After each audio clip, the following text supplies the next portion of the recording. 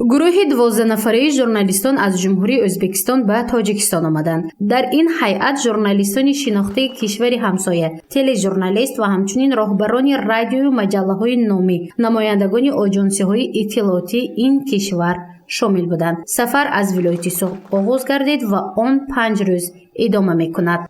Сегодня я очень рад поприветствовать наших гостей на древней таджикской земле, в древнем городе Худжанде.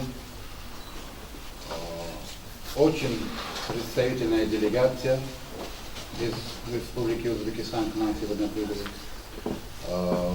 Руководитель делегации, председатель Союза журналистов Узбекистана, кандидат филологических наук, доцент, мой дорогой друг и брат Олимджон Усаев.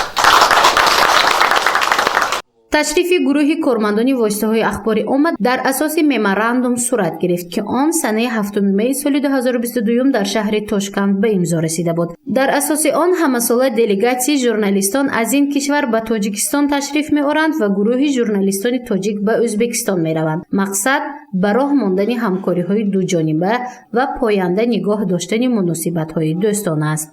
So'nggi yillarda O'zbekiston va Tojikiston o'rtasidagi do'stona aloqalar yangi bir bosqichga ko'tarildi. давоми солҳои охир муносибатҳои дӯстонаи тоҷикистон ва ӯзбекистон ба дараҷаи аъло расид. барои ин саҳми роҳбарони ин ду кишвар эмомалӣ раҳмон ва шавкат мирзиёев бештар аст. дар сафари кории худ президенти ӯзбекистон ба тоҷикистон шартномаи дӯстонаи ин ду мамлакати ҳамсоя ба имзо расонида шуд. дар асоси ин на танҳо муносибатҳои сиёсиву иқтисодӣ, инчунин маърифативу фарҳангӣ низ беҳтар гардид.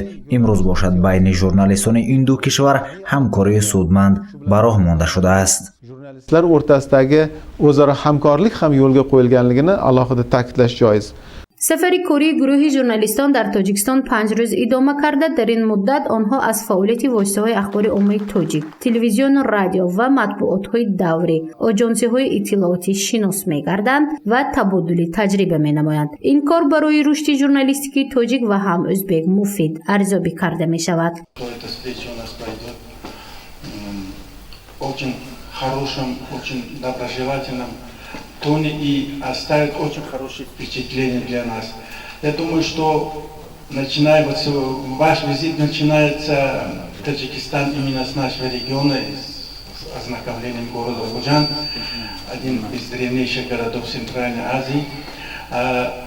Я думаю, что это только вот начало нашего сотрудничества. И сотрудничество у нас в дальнейшем будет развиваться, и оно будет развиваться в том числе на уровне регионов. И мы всегда имели добрососедские отношения, и у нас регион Таджикистан имеет очень много общих границ. Сагдийская область в том числе имеет общую границу с несколькими регионами Узбекистана. И я думаю, что если укрепить региональные отношения и сотрудничество наших СМИ, наших журналистов, это в том числе будет укреплять общую нашу позицию, которые определили две наши организации, руководители наших организаций, они приняли общую концепцию развития нашего дальнейшего сотрудничества. چند از ژورنالیستان کشور همسایه ازبکستان بار اول به تاجیکستان تشریف آوردند. سفری رسمی آنها از شهر خوجند آغاز گردیده در بیشتر شهر و ناحیه‌های جمهوری تاجیکستان ادامه می‌یابد. بهادر رحمانوف، سرمحرری روزنامه آواز سمرقند در جمهوری ازبکستان، از تشریف به خوجند می‌خواهد طرز طبع و نشر و انتشار روزنامه‌ها را بیند و تبادل تجربه نماید.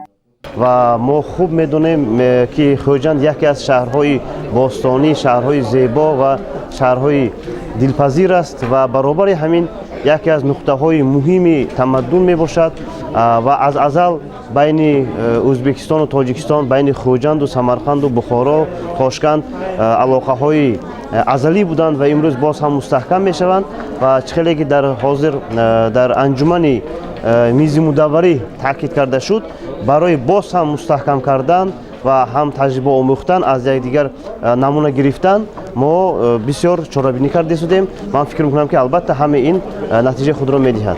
ҳадафи асосии ташрифи гурӯҳи 12 нафари журналистони Ӯзбекистон ба Тоҷикистон ба ҷуз дар амал татбиқ намудани созишномаи ҳамкории меморандум, инчунин ба роҳ мондани муносибатҳои хубу дӯстонаву ҳамкориҳои дуҷониб аст. Гузориши Мафтунашкорова, Наимҷон Аюбов барои барномаи иттилоотии Хабар.